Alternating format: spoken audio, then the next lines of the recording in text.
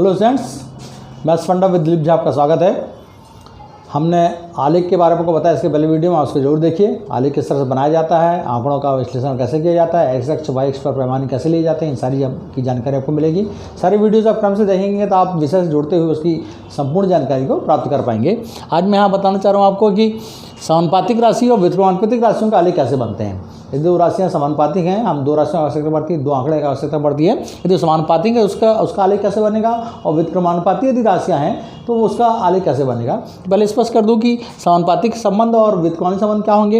यदि एक राशि के बढ़ने पर दूसरी राशि भी बढ़े तो यह समानुपातिक संबंध होगा। बहुत क्लियर है कि यदि एक राशि के बढ़ने पर दूसरी राशि बढ़े तो क्या कहलाएगा, वो समानुपातिक संबंध कहलाएगा। ऐसे व्युत्क्रमानुपाती को वहाँ पर डिफाइन करूँगा। अब यहाँ पर आलेख एक विशेषता लिखाऊंगी, ये आलेख दाईं ओर ऊँचा उठा होता है। आप जो बनाते हैं यहाँ इस तरह से आप देख रहे हैं, आलेख है यहाँ पर इस तरह ऊँचा उठा हो, ये दाहिनी ओर क्या है, ऊँचा उठा रहेगा। ये आपकी विशेषता रहेगी। मुख्य विशेषता आपके समानुपातिक संबंध की।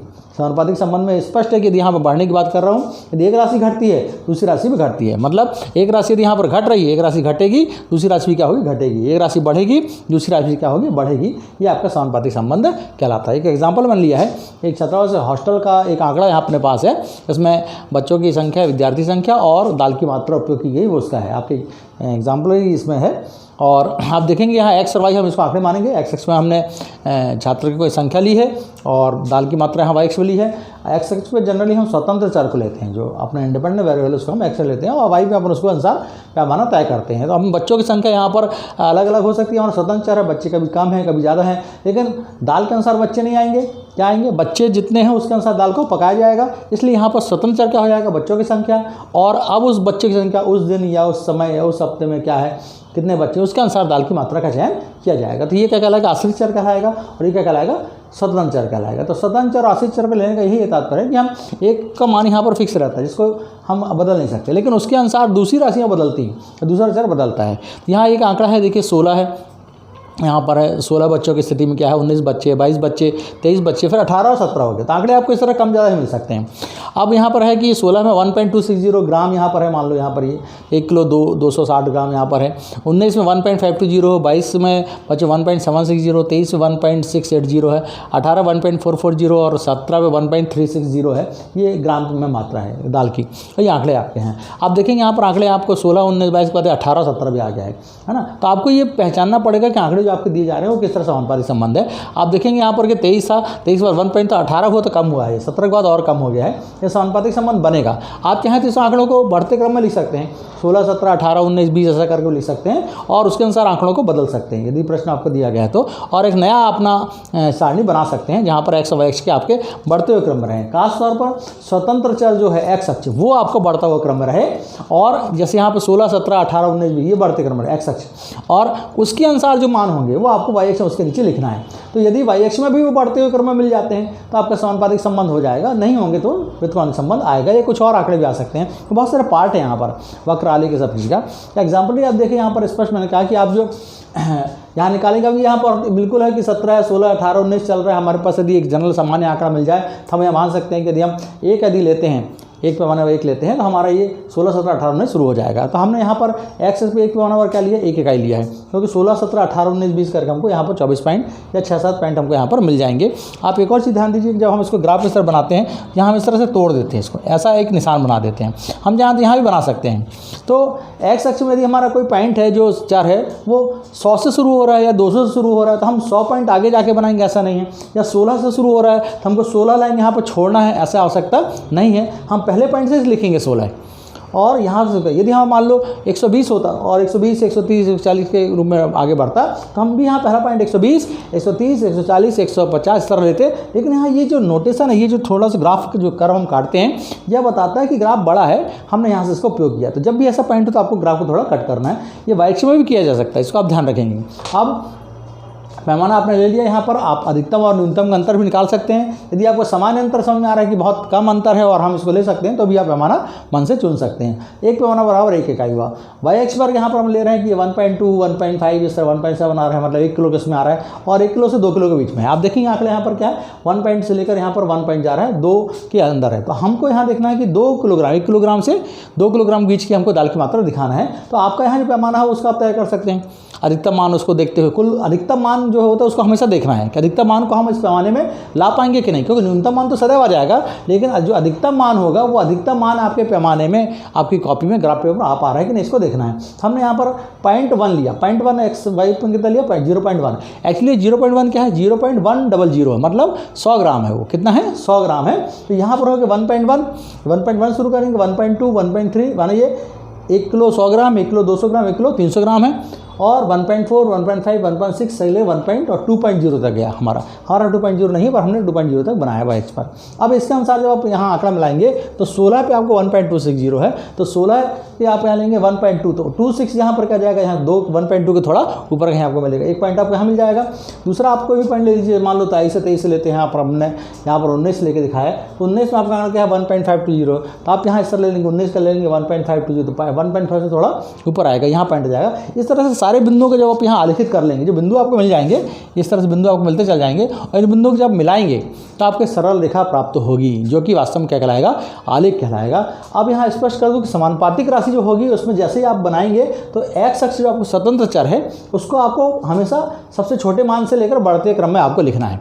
यदि आपको ऐसा लग रहा है, यदि आपको बन रहा है कि ऐसे लिखे से बन जाएगा तो भी ठीक है, पर यदि आपको पहचानना चाहते हैं कि समानुपातिक है कि उत्क्रमणानुपातिक है, तो एक्स अक्ष कम से कम बढ़ते क्रम में होना चाहिए, माने एक्स की राशि बढ़ते क्रम में हो और वाई की राशि भी उसी क्रम में बढ़ते क्रम में मिल जाए तो बहुत अच्छा होगा कि आप तुरंत समझ जाएंगे कि समानुपातिक संबंध है, और आपका आंकड़े जो होंगे उसके अनुसार ग्राफ बनेगा। ग्राफ पर जो एंगल है ये आपका अलग अलग हो सकता है, या प्रवणता के संबंध में इसको समझेंगे बाद में आएगा। मैं आपको यहाँ पर एक समानुपातिक संबंध जो बताया हूँ, एक एग्जाम्पल मैं आपको और यहाँ पर व्युत्क्रमानुपातिक संबंध का भी लेता हूँ। तो समानुपातिक राशियों का ग्राफ देखने के पश्चात हम देख रहे हैं व्युत्क्रमानुपाती राशियाँ दी हैं उनका बीच ग्राफ कैसे बनेगा। व्युत्क्रमानुपाती राशियों को मैंने यहाँ पर फुल डिफाइन किया है कि यदि एक राशि के बढ़ने पर दूसरी राशि घटने लगे, ध्यान देखिए बढ़ने पर घटने लगे, यदि एक राशि हम बढ़ा रहे हैं, स्वतंत्र चर बढ़ रहा है लेकिन यदि आश्रित चर वहाँ पर घटते जा रहा है, तो ऐसे में दोनों राशियों के बीच संबंध क्या होगा, व्युत्क्रमानुपाती संबंध होगा। तो व्युत्क्रमानुपाती संबंध होने की स्थिति में आपका यहाँ पर जो ग्राफ होगा वो इस तरह से बनेगा। इसकी विशेषता यहाँ पर आ जाती है कि आप विशेषता देखेंगे तो ये आपको जो दाईं ओर ये नीचे देखेगा या बाईं ओर उठा हुआ दिखेगा, विशेषता में जाएगा बाईं ओर, यह है मैं लिख देता हूँ यहाँ पर, यह बाईं ओर उठा हुआ होता है आपका, जो है ये बाईं ओर ऊंचा होता है। ये आपका जो ग्राफ रहेगा आपको इस तरह से देखा, इसके पहले ग्राफ में देखा कि पहले वाले यहाँ पर यहाँ था इस तरह दाईं ओर ऊंचा था, और ये कहाँ ये इस तरह से यहाँ पर ये बाईं ओर ऊंचा रहेगा। तो यहाँ पर यदि इस तरह से एग्जाम्पल मैंने यहाँ पर लिया है कि किसी भी जगह एक परिवार ने मान लो एक 4 किलोग्राम चावल खरीदा है और प्रतिदिन वहाँ पर उसका 500 ग्राम का उपयोग होता है। तो ऐसी स्थिति में दो राशियाँ हैं, एक चावल का है और एक दिन का है। यहाँ पर खपत यहाँ पर 500 ग्राम की हो रही है, तो उस प्रतिदिन का जो खपत है वो 500 ग्राम है। तो ऐसी स्थिति में दिन और जो शेष मात्रा बच रही चावल की उसके बीच में संबंध बन रहा है या उसके बीच आपके आंकड़े दिए गए हैं, उन आंकड़ों से आप ग्राफ कैसे बनाएंगे, आलेख कैसे बनाएंगे। तो ये पहले दिन हमारा देख रहे हैं, मैंने जीरो नहीं शुरू किया, यहाँ पर क्या किया मैंने पहला किया। पहले दिन में क्या हो जाएगा, पहले दिन के बाद शेष मात्रा, ध्यान दीजिए कि मैं यहाँ ले रहा हूँ दिन और यहाँ ले रहा हूँ शेष मात्रा, मतलब चावल की शेष मात्रा। इसका मतलब कि पहले दिन एक दिन उपयोग करने के बाद पहले दिन को क्या बचेगा 3.5, आधा किलो उसमें 500 ग्राम उपयोग हो गया 3.5। दूसरे दिन इसमें 3 बचेगा। तीसरे दिन 2.5, 500 ग्राम आप दाल कम करते जा रहे हैं, यहाँ पर चावल कम करते जा रहे हैं 2.5। चौथे दिन 2 बचेगा, पाँचवें दिन 1.5 बचेगा। इस तरह आंकड़ा आपका आगे बढ़ सकता है। आप चाहेंगे तो यहाँ पर जीरो से शुरू कर सकते हैं। यही एक कारण है कि यहाँ पर स्पष्ट करना पड़ेगा कि आप आंकड़े कोई भी लें तो आप किसी बिंदु पर शुरू कर सकते हैं। यदि आप 0 डेज में शुरू करते हैं, स्टार्टिंग डेज मानते हैं, तो 0 से आ जाएगा। 0 पे उस समय मात्रा कितनी थी, उसकी 4 किलोग्राम रहेगी। लेकिन यहाँ पर शेष दिनों की मात्रा में कर रहे हैं, जैसे दिन खत्म हो रहे हैं तो क्या आंकड़ा बचेगा, तो पहले दिन आपको जो शेष बचेगा 3.5 बचेगा। ये थोड़ा प्रश्न में आपको ध्यान से समझना है। तो ये आपका पॉइंट आ गया। आप यहाँ देख रहे हैं यहाँ कि 1 2 3 4 5 आपका स्वतंत्र चर जो वो बढ़ते हुए क्रम है, लेकिन 3.5 3 2.5 2 1.5 ये आपका जो भाई क्या है, ये घटते हुए क्रम है। जब एक राशि बढ़ने पर दूसरी राशि भी बढ़ती है तो समानुपाती संबंध कहलाता है, लेकिन यदि एक राशि बढ़ने पर दूसरी राशि घटती है तो यहाँ पर क्या कहलाता है, ये व्युत्क्रमानुपाती संबंध कहलाता है। तो ये आपका पॉइंट आ गया। अब यहाँ पैमाने की बात आएगी तो पैमाना आपको लेना है। इसी तौर पर ग्राफ देख के समझ सकते हैं कि 1 2 3 4 5 बहुत ईजी है। एक्स एक्सिस पर आप एक पैमाना एक भी लेंगे तो भी आपको 5 कॉलम मिल जाएंगे या 5 पैमाना आपको मिल जाएगा। तो एक्स एक्सिस मैंने एक पैमाना बराबर क्या लिया है, एक इकाई लिया है। जैसे एक पैमाना बराबर क्या हो जाएगा हमारा, एक इकाई होगा। और वाई एक्स पे आपको देख रहे हैं यहाँ पर कि ये मैक्सिमम जो आपका पॉइंट जा रहा है वो क्या जा रहा है, 4 किलो का मात्रा है, मतलब 3.5 जा रहा है। और न्यूनतम हमारा कहाँ आएगा, नीचे आएगा। तो अधिकतम मान आपको हमेशा पहचानना है। किसी भी राशि में अधिकतम मान कितना गया 5 और इसका अधिकतम मान कितना गया 3.5। ये दोनों अधिकतम मान जो है एक्स एक्स वाई एक्स पर हमारे आ रहे हैं कि नहीं आ रहे हैं, आपको देखना है। व्युत्क्रमानुपाती संबंध में एकदम स्पष्ट है कि पहला 1 और 3.5 है। दैट मीन्स आपको यहाँ समझना है कि आपका जो पहला पॉइंट ये 1 है और दूसरा 3.5। तो पहला बिंदु आपको यहाँ मिला, पहला बिंदु यहाँ नहीं मिलेंगे आपको, समानुपाती में यहाँ मिलेंगे और इस तरह आपका क्रम से बढ़ते हो जाएगा। आपको बिंदु यहाँ पर नीचे आते हुए मिलेंगे व्युत्क्रम संबंध में। तो पहला पॉइंट 1 है, उसका 3.5 मिला। दूसरे का आपका क्या मिलेगा 3। तो दूसरा पॉइंट आप बनेंगे 1 और 2 यहाँ बढ़ेंगे तो कहाँ जाएंगे, यहाँ पर ये 3 में जाएंगे, यहाँ कहीं आपको मिलेगा पॉइंट। और इस तरह से आपको पॉइंट नीचे मिलते चले जाएंगे इस तरह से। और जब इन बिंदुओं का मिलाएंगे तो एक ग्राफ बन जाएगा, जो ग्राफ यहाँ पर क्या होगा, बाईं ओर ऊँचा होगा, ना कि दाईं ओर। बाईं ओर नीचे रहेगा, ये घटते क्रम में रहेगा। आप देख रहे हैं कि यहाँ बढ़ रहा है आपका, ये हमेशा एक्स एक्स में बढ़ेंगे आप, और वाई एक्स में आपका क्या होगा, या तो कम होगा या तो अधिक होगा। यदि आप एक्स एक्स में बढ़ते हैं, वाई एक्स में मान बढ़ता है, तो आपका ग्राफ ऐसा बनेगा, समानुपाती हो जाएगा। यदि आप एक्स एक्स में बढ़ेंगे ही और तब भी आपका जो वाई एक्स का पॉइंट है वो नीचे आते चल जाएगा, तो आपका ग्राफ इस तरह बनेगा, ये व्युत्क्रम संबंध हो जाएगा। तो इस तरह से एग्जाम्पल यहाँ पर मैंने दोनों स्पष्ट किया कि ये समानुपातिक राशियों के जो ग्राफ बनते हैं वो अलग तरह से बनते हैं, व्युत्क्रम राशियों के अलग बनते हैं। आपको यदि आंकड़े इस पर समझ नहीं आ रहे हैं तो आप इसको अरेंज भी कर सकते हैं। आपका स्वतंत्र चर से वो बढ़ते क्रम में ले लीजिए और आश्रित चर आपका जो रहेगा वो उसके अनुसार मान रहेगा और आपका ग्राफ इस तरह बनेगा। ये पॉइंट्स पे अपन दूसरे पॉइंट और यहाँ ध्यान देंगे कि इनके बीच संबंध क्या है, अंतर कैसा चल रहा है, इन सब चीज़ों और अगले वीडियो में स्पष्ट करूँगा। आप चैनल को लाइक करिए, सब्सक्राइब करिए और दोस्तों को शेयर करिए। और इसके बाद आपको इसमें और डाउट्स हैं, यदि कुछ और पार्ट आप पढ़ना चाहते हैं तो वीडियो में कमेंट करेंगे। थैंक्स।